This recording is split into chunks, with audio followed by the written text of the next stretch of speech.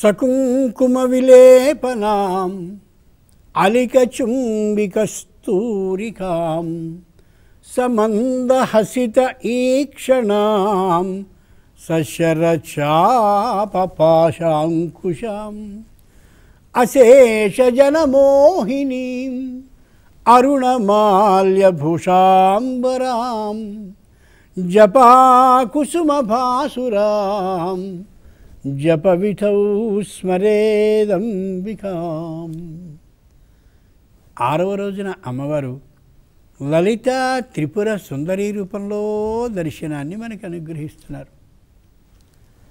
ఆ శిరోభాగం దగ్గర నుండి పాదభాగం వరకు కూడా సకుంకుమ విలేపనాం, లేతగా దూదూగ్గా రాసినటువంటి కుంకుమ అలా శరీరానికి పూయబడితే ఎలా ఉంటుందో అట్లాంటి స్వచ్ఛమైన శరీర ఛాయ అమ్మవారిది. నుదురు, చెక్కిళ్ళు, ముక్కు, ఇదిగో ఈ గడ్డం, ఈ కంఠం, కనిపించేటటువంటి చెవుల భాగం, అలాగే ఈ చేతులు, దానితో పాటు పాదాలు, ఇంత అమోఘంగా లేత కుంకుమని ఒంటికి పూసిన శరీరపు ఛాయ అమ్మవారిది. అలికచుంబికస్తూరికాం, 2 కనుబొమ్మల మధ్య అమోఘమైన సువాసననిచ్చేటటువంటి కస్తూరి బొట్టు.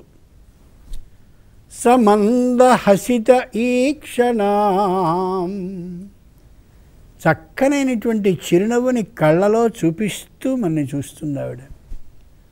సశరచాపపాశ అంకుశాం, సశరచాపపాశ అంకుశాం. ఈ చేతిలో బాణం, ఆ చేతిలో విల్లు, ఈ చేతిలో పాశం, ఆ చేతిలో అంకుశం. సశరచాపపాశ అంకుశాం అశేషజనమోహిని. దేవతలకి మాత్రమే కాదు, రాక్షసులు, యక్షులు, కిన్నరులు, కింపురుషులు, గంధర్వులు, విహంగులు, నాగులు, ఇక మహర్షులు, ఋషులు ఇక చెప్పక్కర్లేదు, ఇందరికీ కూడా అశేషజనమోహిని. ఏ జాతికి చెందినటువంటి వారు ఏది కావాలి అని అడిగితే వాళ్ళందరికీ అది ఇస్తూ అందరి చేతను అలా నిరంతరం మోహింపబడేటటువంటి అమ్మవారు ఆవిడ. అరుణమాల్యభూషా అంబరాం, ఎర్రనైనటువంటి పుష్పమాలికలు, ఎర్రనైనటువంటి అమోఘమైన కట్టుబడి కలిగిన ఈ హారాలు, ఎర్రని రాళ్ల కట్టుబడి కలిగిన హారాలు, ఎర్రని రాళ్లతో అంటే కెంపులతో ఉండేటటువంటి ఇదిగో గాజులు, ఈ చేతి నిండుగా, ఈ చేతి నిండుగా. ఆమె శ్రీమత్ సింహాసనేశ్వరి కాబట్టి బొటన వేళ్ళకి కూడా ఉంగరాలు కలిగి 10 వేళ్లకి 10 ఉంగరాలు ఎర్రనైనటువంటి రాళ్ల కట్టుబడి కలిగి, నడుముకున్నటువంటి వడ్డాణం కూడా ఎర్రనైనటువంటి రాళ్ల కట్టుబడితో కలిగి, అరుణమాల్యభూషా అంబరాం, ఎర్రనైనటువంటి వస్త్రాలు ధరించి కనిపిస్తుంది అమ్మ.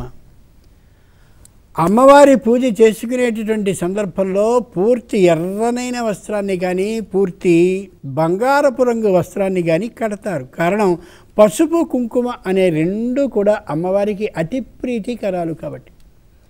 అంచేతనే ధ్యాయేత్ పద్మాసనస్థామన్నప్పుడు పసుపు పచ్చనటి రంగులో అమ్మవారిని, ఇక్కడ సకుంకుమ విలేపనామన్నప్పుడు ఎర్రనైనటువంటి రూపంతో అమ్మవారిని వ్యాసుడు వర్ణించి చూపిస్తాడు మనకి.